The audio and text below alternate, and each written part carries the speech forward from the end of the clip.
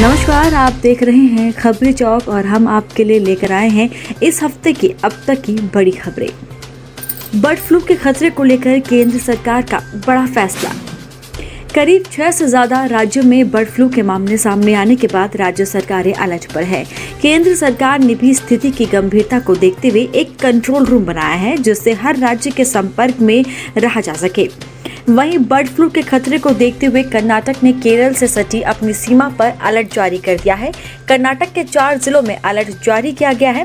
मध्य प्रदेश, राजस्थान, इंदौर, केरल और गुजरात समेत कई राज्यों में बर्ड फ्लू के मामले सामने आए हैं। मध्य प्रदेश में बर्ड फ्लू के सबसे अधिक मामले देखने को मिले। यहाँ सैकड़ों की संख्या में कौवे मर गए हैं और उनमें ये वायरस मिला है।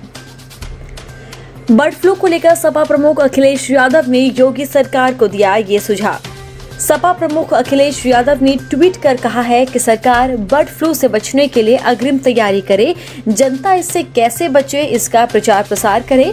वहीं उत्तर प्रदेश सरकार ने बर्ड फ्लू को लेकर एडवाइजरी जारी की है। इसमें जिलों के अधिकारियों को सुरक्षा के उपाय और अफवाहों से निपटने के लिए तैयार रहने को कहा गया है। इस बीच समाजवादी पार्टी के राष्ट्रीय अध्यक्ष अखिलेश यादव ने बर्ड फ्लू को लेकर उत्तर प्रदेश की योगी सरकार को सलाह दी है। अखिलेश ने ट्वीट कर कहा कि सरकार बर्ड फ्लू से बचने के लिए अग्रिम तैयारी करे, जनता इससे कैसे बचे इसका प्रचार प्रसार करे। कोविड-19 पर अमिताभ बच्चन की आवाज वाली कॉलर ट्यून हटाने को दिल्ली हाई कोर्ट में PIL दायर। बॉलीवुड अभिनेता अमिताभ बच्चन की आवाज वाली corona virus awareness caller tune को हटाने के लिए दिल्ली हाई कोर्ट में जनहित याचिका दायर की गई है। 18 जनवरी को इस पर सुनवाई होगी। एक सामाजिक कार्यकर्ता होने का दावा करने वाले याचिकाकर्ता राकेश ने वकील AK दुबे और पवन कुमार के माध्यम से दायर PIL में अभिनेता अमिताभ बच्चन की आवाज का चयन करने पर सवाल उठाया। दलील में कहा गया है कि भारत सरकार अमिताभ बच्चन को कॉलर रिंगटोन पर इस तरह के कोविड-19 निवारक उपायों का जाप करने के लिए फीस दे रही है, जबकि कुछ कोरोना योद्धाओं की अनदेखी की जा रही है जो देश की महान सेवा कर रहे हैं। गायों पर ज्ञान बढ़ाने के लिए देश भर में होगा एग्जाम।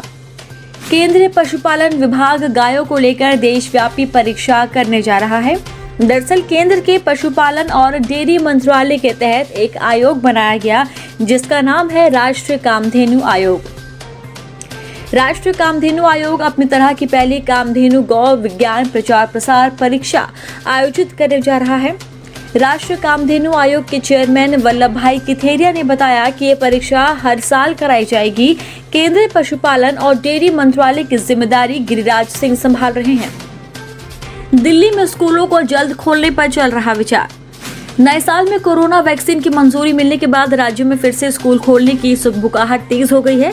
अब दिल्ली में भी सरकार इस दिशा में गंभीरता से सोच रही है। दिल्ली के उप मुख्यमंत्री मनीष सिसोदिया ने कहा कि सरकार इस बात पर विचार कर रही है कि राष्ट्रीय राजधानी में फिर से स्कूलों को जल्दी कैसे खोला जाए। उन्होंने एक संवाददाता सम्मेलन में कहा कि इस बात पर विचार विमर्श किया जा रहा है कि दिल्ली में फिर से स्कूलों को जल्दी कैसे खोला जा सकता है, खासकर बोर्ड कक्षाओं के लिए, क्योंकि परीक्षाओं की तारीखों की घोषणा हो चुकी है। US कैपिटल हिंसा के बाद ट्रंप पर महाभियोग चलाने की मांग। 6 जनवरी बुधवार को अमेरिका के US कैपिटल में भड़की हिंसा मौजूदा राष्ट्रपति डोनाल्ड ट्रंप को भारी पड़ सकती है।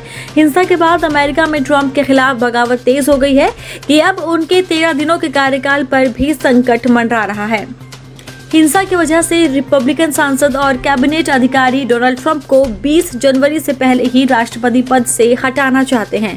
इतना ही नहीं, कुछ रिपब्लिकन तो राष्ट्रपति पर महाअभियोग चलाए जाने के पक्ष में भी हैं। ट्रैक्टर मार्च में शामिल हुए हजारों किसान। कृषि के 3 नए कानूनों को निरस्त कराने की मांग को लेकर दिल्ली की तमाम सीमाओं पर प्रदर्शन कर रहे किसानों का हड्डी गला देने वाली ठंड और बारिश के बीच भी आंदोलन जारी है।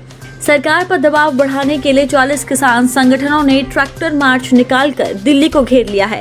इस मार्च में हजारों किसानों ने शिरकत की। उनका कहना है कि ये गणतंत्र दिवस की रिहर्सल है।